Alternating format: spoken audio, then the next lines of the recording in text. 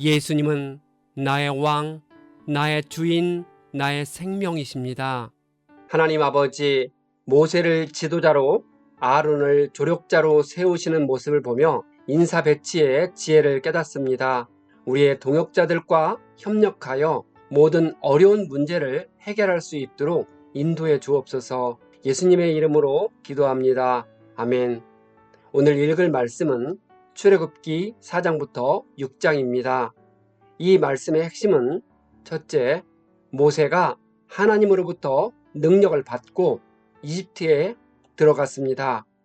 둘째, 모세와 아론이 바로 왕 앞에 섰습니다. 셋째, 하나님의 이름이 여호와로 알려졌습니다. 하나님은 모세와 아론을 바로 왕에게 보내 항복할 때까지 재앙을 내리셨습니다. 4장, 모세는 백성들이 자신을 믿지 않으면 어떻게 해야 하는지 묻습니다. 하나님은 모세에게 손에 든 지팡이를 땅에 던지라 하신 후 그것으로 뱀을 만드셨습니다. 모세가 뱀의 꼬리를 잡으니 그것이 도로 지팡이가 되었습니다. 하나님이 아담을 흙으로 만드시고 코에 생기를 넣어 살아있는 사람을 만드신 분이라면 지팡이로 뱀을 만드시는 것은 얼마든지 가능한 분으로 믿어집니다.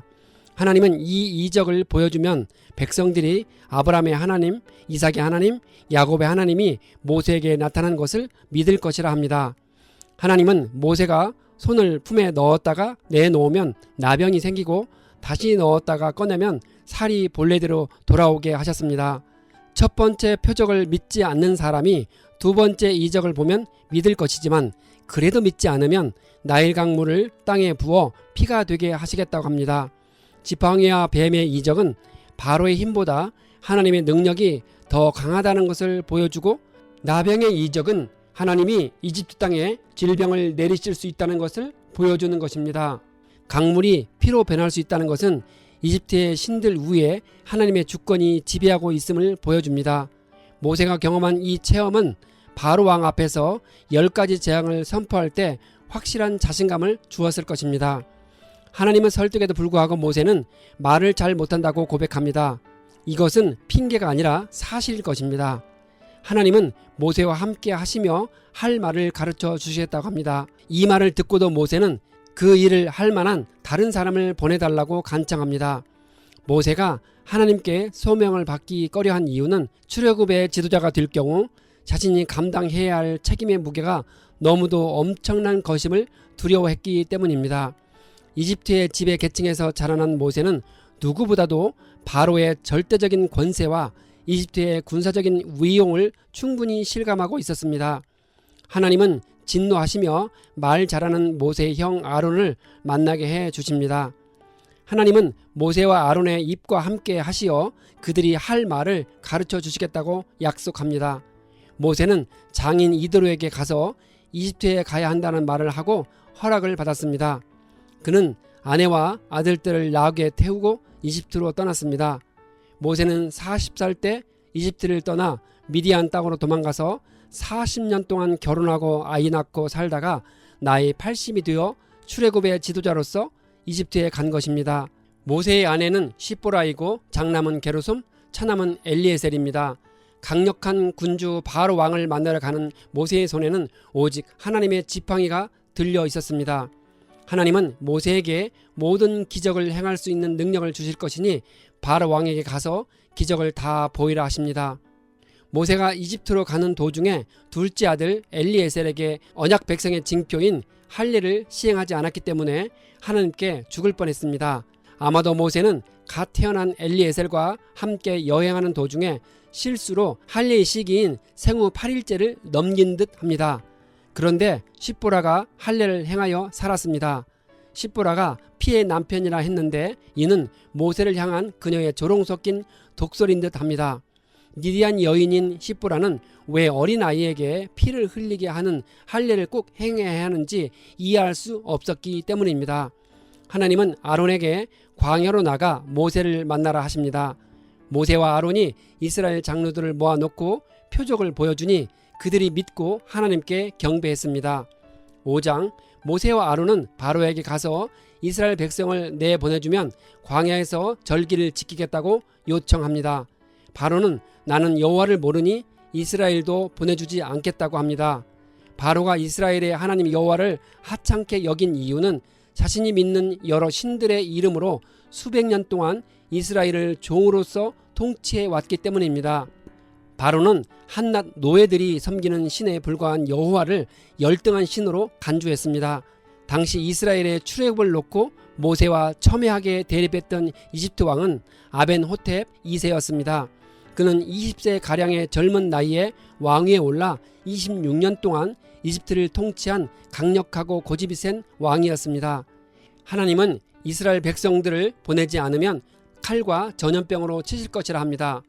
바로는 벽돌 만드는 짚을 공급하지 말고 벽돌 생산을 이전과 같이 하라 합니다.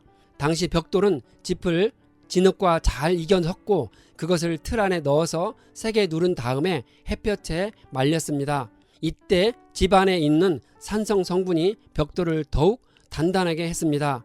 한 사람이 하루에 대략 65개 정도를 만들었습니다.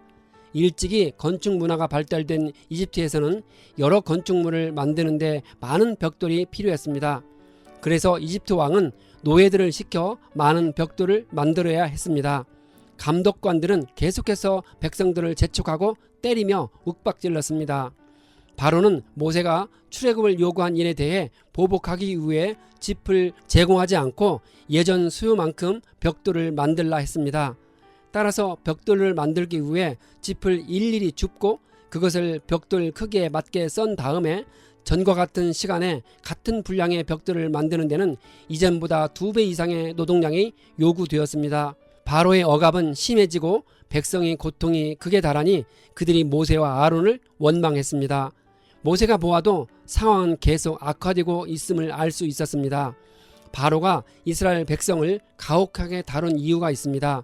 첫째, 종교적인 차원에서 일개 노예 백성인 이스라엘이 그들이 믿는 신의 이름으로 이집트 왕에게 감히 출애굽을 요구했기 때문에 자존심이 몹시 상해 감정적으로 크게 화가 났기 때문입니다.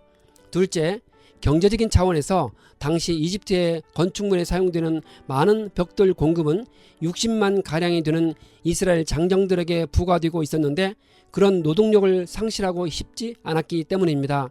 셋째, 사상적인 차원에서 이스라엘 백성들이 가혹한 노동력에 시달린다면 다른 생각을 할 여유가 없을 것이라고 판단했기 때문입니다. 모세는 하나님께 부르짖습니다. 어찌하여 자신을 보내시고 백성이 학대받게 내버려 두시는지 물었습니다. 모세가 바로에게 말한 후 바로가 백성들을 큰 어려움에 빠지게 했는데도 하나님이 구해주지 않는다고 호소했습니다. 6장, 하나님은 여호와라는 이름을 알려주시며 아브라함과 이삭과 야곱에게 주시기로 언약한 이를 기억하십니다. 여호와는 살다 혹은 생존하다라는 뜻의 하야에서 파생된 이름으로 스스로 살아계시는 자라는 의미입니다. 여호와라는 말은 본래 모음이 없이 4개의 자음으로만 이루어졌습니다. 그래서 그것을 발음하면 야훼 또는 야훼가 됩니다. 그런데 고대 히브리인들은 하나님의 이름을 지극히 거룩하게 여겨 두렵고 떨리는 경외심으로 야훼라는 이름을 부르지 않았습니다. 그것은 여호와의 이름을 망령되이 일컫지 말라는 10계명의 율법을 문자적으로 따랐기 때문입니다. 그래서 성경 본문을 읽어가다가 야훼라는 이름을 만나게 되면 아도나이라고 읽었습니다. 아도나이는 나의 주님이라는 뜻입니다. 이 같은 관습에서부터 후일에 이스라엘 서기관들은 야훼라는 자음에다가 아도나이라는 말의 모음을 합성하여 여호와라고 하나님의 신명을 정하게 되었고 바로 이 이름이 오늘날 우리들에게까지 전해오고 있습니다. 스스로 있는 자라는 뜻의 여호와는 특별히 영원토록 불변하시는 자로서 언약을 신실히 지키시는 분이심을 강조하는 말입니다. 여호와는 이스라엘 사람들을 이집트의 무거운 짐에서 해방시키시고 그들의 하나님이 되시기로 정하십니다. 이스라엘 백성은 이집트의 압제에서 그들을 꺼내준 분이 여호와 하나님이심을 알게 될 것입니다. 모세가 이 말을 이스라엘 백성들에게 전했지만 노역이 너무 힘들어 그들은 모세의 말을 들으려 하지 않았습니다. 모세는 하나님에게 이스라엘 자손도 자기 말을 듣지 않는데 바로가 듣겠느냐고 반문합니다. 여기서 모세와 아론의 계보가 기록되어 있습니다. 하나님은 출애굽을 이끈 두 지도자의 혈통을 추적하여 그들이 이스라엘 12지파 내에서 어디에 위치하고 있는지 보여주려 했습니다. 레위의 아들들은 게르손과 고핫과 무랄이며 레위는 137세까지 살았습니다. 고핫의 아들은 아므란과 이스할과 헤브론과 우시엘입니다. 모세와 아론의 아버지는 아므람이고 어머니는 요게벳입니다. 아므람은 그의 고모인 요게벳을 아내로 맞이했습니다. 히브리 사회에서 이 같은 근친 결혼이 가능했던 것은 모세에게 율법이 주어지기 이전에는 근친 결혼이 문제되지 않았기 때문입니다. 하지만 시내산에서 율법이 주어진 후에는 근친 결혼이 엄격히 금지되었습니다. 다른 한편으로 아버지의 누이라는 표현이 고물하기보다는 친족일 수도 있습니다. 아므람은 137세까지 살았습니다. 아론은 엘리사바를 아내로 맞이하여 나답과 아비후와 엘르아살과 이다말을 낳았습니다. 아론의 아들 엘르아살은 비느하스를 낳았습니다. 하나님은 모세를 바로 왕에게 보내시겠다고 다시 말씀하시고 모세는 자신의 입이 어눌한데 바로가 자기 말을 듣겠느냐고 반문합니다. 성경 본문에서 아론과 모세 혹은 모세와 아론으로 표시되어 있습니다. 6장 26절에서 아론과 모세로 기록한 이유는 출생 순서를 기준한 것이고 27절에서 모세와 아론으로 기록한 이유는 하나님께 받은 임무의 중요성을 기준으로 한 것입니다. 아론은 모세보다 3살 더 많은 형이었습니다. 모세는 아론에게 하나님 같은 존재이고 아론은 모세의 대언자였습니다. 하나님은 사명을 주실 때 모세와 아론, 모세와 여호수아, 여호수아와 갈렙, 다윗과 요나단, 요한과 예수, 바울과 바나바 등 둘씩 세우셔서 사역을 감당하게 하십니다.